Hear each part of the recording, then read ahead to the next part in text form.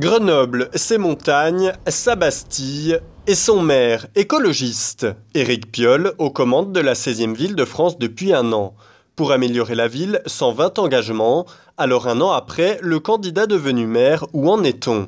Les transports d'abord. Promesse numéro 25, la gratuité des transports en commun pour les moins de 25 ans. Mais un an après, pas de changement. Je pense qu'il y avait un peu un coup de communication et s'avançait un peu trop vite sur ses propos, sans avoir tenu rigueur des difficultés à mettre en place cette politique et cette gratuité des transports. Et pourtant, c'était la mesure attendue par les jeunes. Alors pourquoi rien n'a été fait ?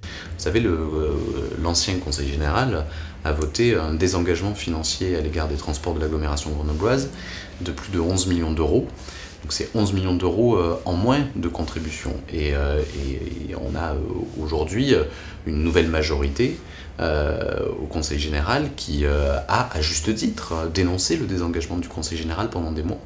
J'ose pouvoir espérer qu'ils soient cohérents avec ce qu'ils ont porté pendant la campagne et que du coup, il y ait une contribution financière supplémentaire des collectivités. Ce serait donc la faute aux autres, mais ne savait-il pas dès le départ que cette mesure serait compliquée à mettre en place ?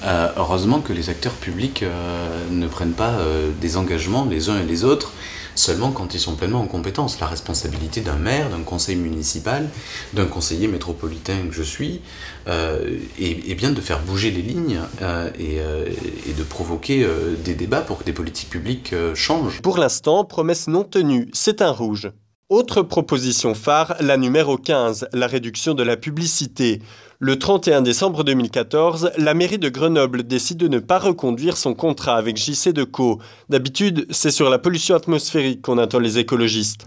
Bon, la pollution visuelle, c'est pas mal non plus. Mais au fait, à combien s'élève la perte pour la ville ? Au regard de la ville, on est à 0,04% du budget de la ville.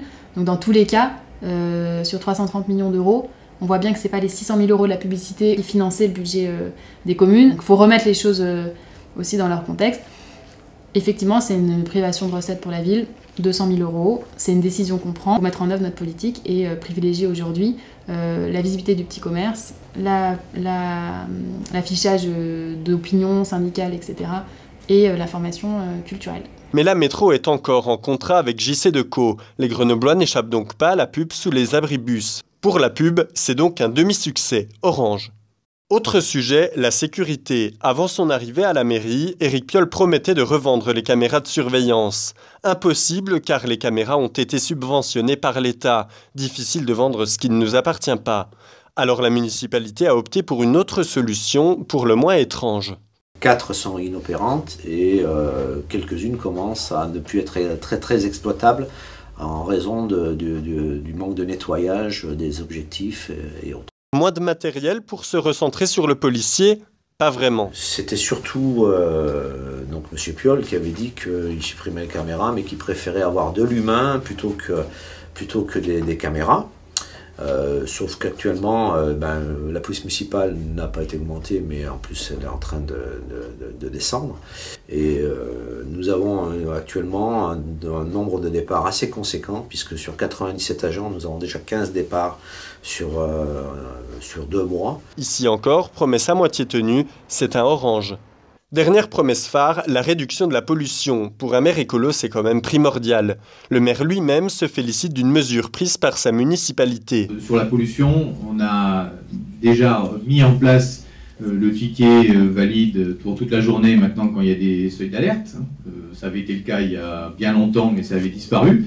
Donc c'est à nouveau en place. Nous négocions également avec la préfecture un volant plus coercitif. Il faut avoir des mesures d'incitation, qui va être ce ticket, ça peut être des questions autour du stationnement, et puis un aspect coercitif.